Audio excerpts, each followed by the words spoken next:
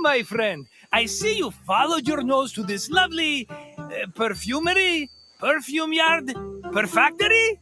Yes, let's go with perfactory. A word of advice from a former perfume peddler.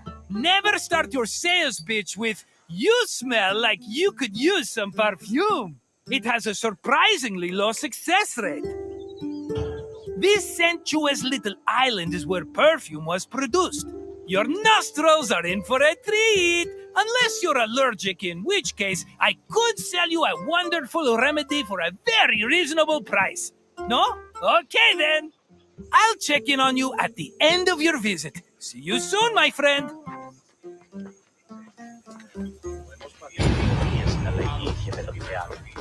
Perfume-making techniques were invented and perfected in Mesopotamia and Egypt, beginning in the 4th millennium BCE. By the time of the Mycenaean era, perfume played an important role in the Greek economy. Mostly reserved for kings, priests, and aristocrats in the beginning, it later became more widely available during the classical and Hellenistic periods. Greeks used perfume for more than just personal cosmetics. It also had sacred uses. For example, cults would sometimes anoint their god's statue with perfume, and it was also used during rituals like weddings and funerals. Food and wine could also be scented with perfume to add to a meal's presentation. The art of making perfume was part of medicine and pharmacology, and physicians devoted entire books listing the best perfume recipes.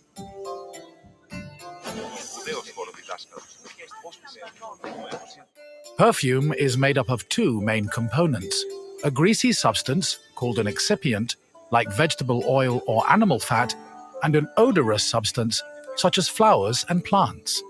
For ancient Greeks, the most common excipient was olive oil. According to Theophrastus, however, the most valuable oils were those extracted from nuts in the Syrian and Egyptian deserts. The odorous ingredient could be taken from a variety of sources. These include flowers like roses or lilies, herbs like oregano, spices like saffron, resins like amber, and leaves from plants. Some fragrances were also imported from outside of Greece, like Indian cinnamon and Syrian frankincense. These exotic scents were considered exceptionally precious.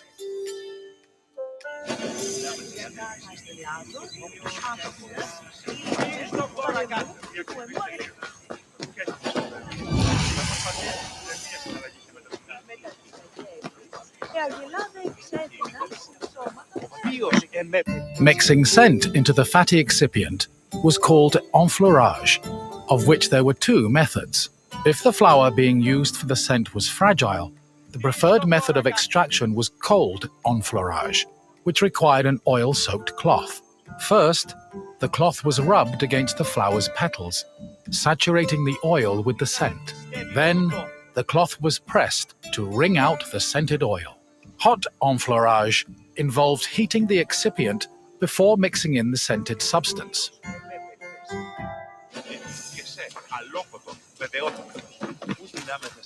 The hot enfleurage process consisted of heating and distillation. After the scented ingredients were dipped into heated oil, the mixture was then filtered before being pressed and decanted. Once the mixture was complete, spices, coloring agents, and fixatives were added, along with preservatives to prevent the perfume from spoiling. Finally, the liquid was hermetically sealed in bottles, ready to be shipped to market.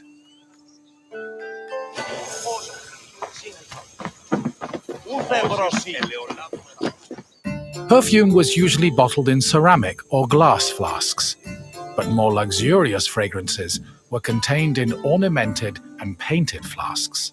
Lekythoi and alabastra were elegant bottles designed for women, while arabaloi were used by athletes. It was common for the bottle's craftsmen to brand them to prevent frauds and knockoffs.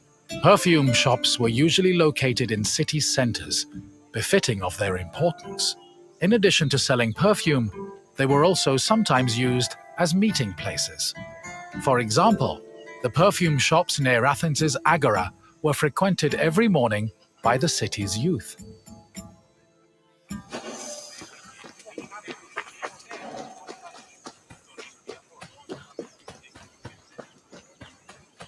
The main purpose of perfume was to attract members of both the opposite and the same sex.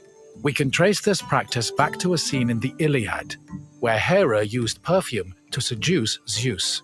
Similarly, hymns about goddesses like Demeter and Aphrodite always mention their pleasant smell, further solidifying the belief that scent and seduction went hand in hand.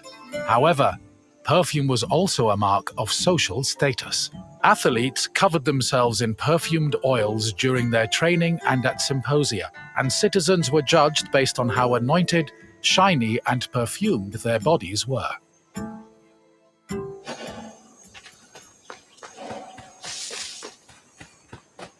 Hello again, my friend! I hope you see now how important perfume was, not only for aesthetic purposes, but for Greek social hierarchy.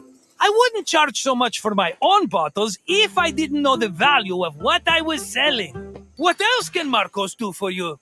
Good idea. Let's start with an easy question. Which of the following is an example of an excipient?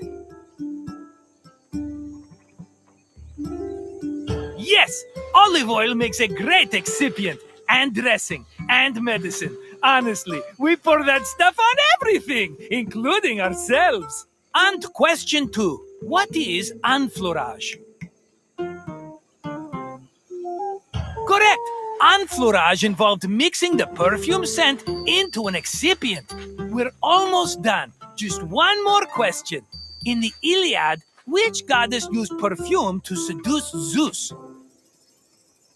Yes, Hera poured a saucy scent on herself to get her husband's attention.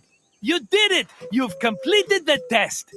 If you say so, but I have a feeling we'll run into each other again soon. Farewell!